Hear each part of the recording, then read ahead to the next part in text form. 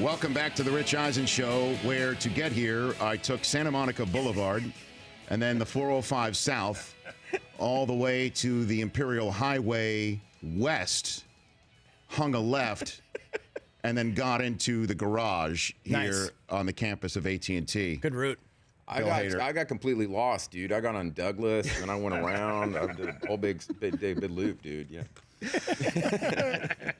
The Californians skit on Saturday Night Live, when I lived in New York, you know, I got it because I knew California. Yeah, no one in New York liked it. But out here, everybody does describe exactly how they got from one point to another. In the same way in New Jersey, you describe what exit you're from. Yeah, right. You know?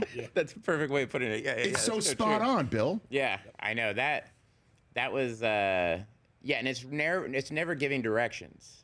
It's just saying, like, how are you going to get home? Well, dude, I'm gonna get on the, I'll get on the 405 North, and then I'll get off at Sunset maybe, and then, you know what I mean, or whatever. It's never helpful. But by the way, having then moved to California and seeing the skit, the directions are spot on. You're not just picking. Isn't it like these roads actually do connect? Yeah, they all do connect. My favorite one was one time Fred Armisen said, just take Fountain until it dead ends into that high school.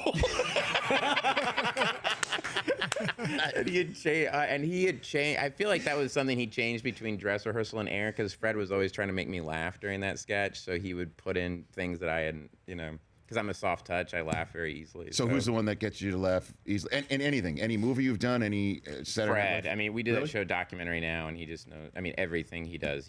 We would do sketches, and they would. One time we did a sketch called Short-Term Memory Theater that he wrote. And I was a professor saying, all these people have short-term memory, and I've worked with them, and they know all their lines. Uh-huh.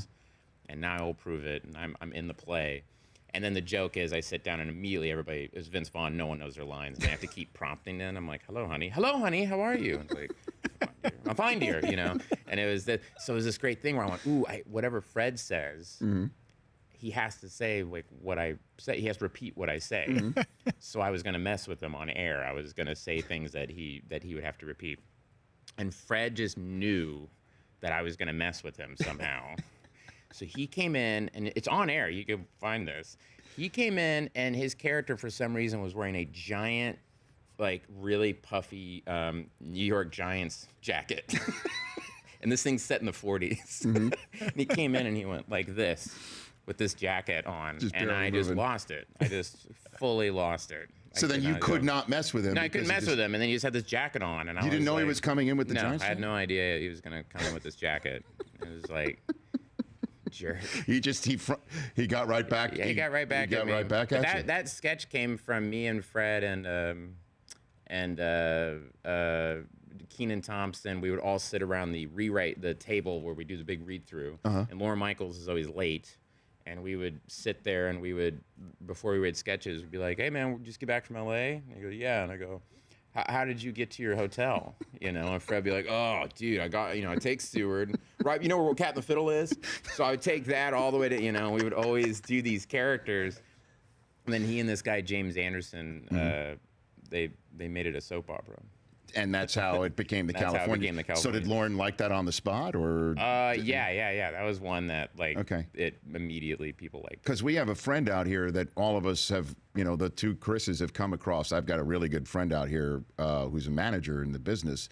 Said that essentially he and one of your longtime producers would have this conversation, and that's how the Californians is born. He's lying.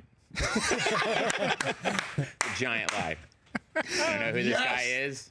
Yes. But I know exactly how that sketch came about, and that's a lie. Fantastic. That happens a lot on SNL. I would come up to people would come up to me like, I'm the guy they based Stefan on. I'm like, no, you're not. No, you're not.